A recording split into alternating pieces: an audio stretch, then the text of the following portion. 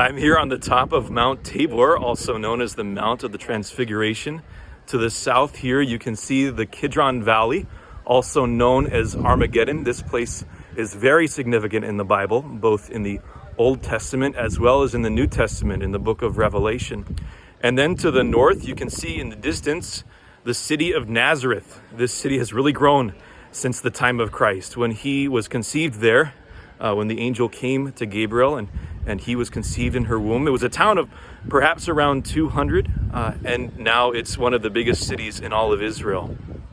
And this mountain is so important for us because this is the site of the Transfiguration, where Jesus brought up three of his closest disciples, Peter, James, and John. It says in the scriptures that he brought them up a high mountain, this mountain, and was transfigured before them. So what does that mean? It's described as him glowing with a glow that they had never seen before. It says that his clothes were dazzling white, as no fuller could ever make them. That is, no laundry, no amount of bleach or Clorox could ever make clothes so white. They were dazzling white. They glowed. His face glowed. And he was accompanied by Moses and Elijah, the two great prophets from the Old Testament, prophets and miracle workers. And then they hear a voice coming from heaven saying, "This is my son, listen to him. This is my beloved son, listen to him." And I think the timing of this event is very important. The Transfiguration happens just before the Passion, before Jesus suffers and dies.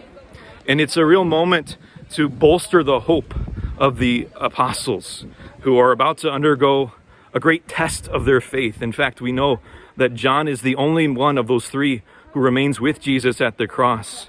He, along with Mary, the mother of Jesus, as well as Mary Magdalene.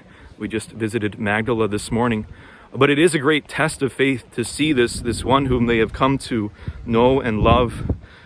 It seems as though everything has come to an end when they see him on the cross. And this transfiguration happens just before that.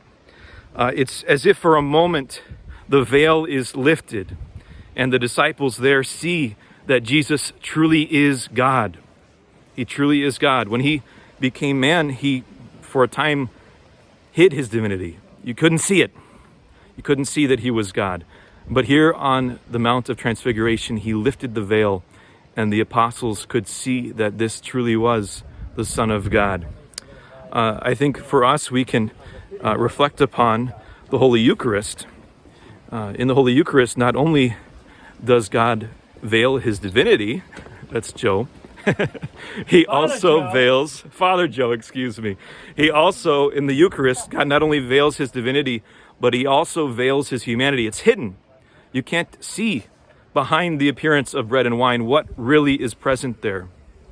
And so we pray for those moments, those transfiguration moments, when the veil is lifted, those moments of deep faith when we see with the eyes of our heart that before us is God, before us is Jesus, hidden in the veil of the bread and wine, hidden underneath the appearances of bread and wine. So this is a magnificent place. The view from up here is absolutely incredible. It's one of the highest mountains around.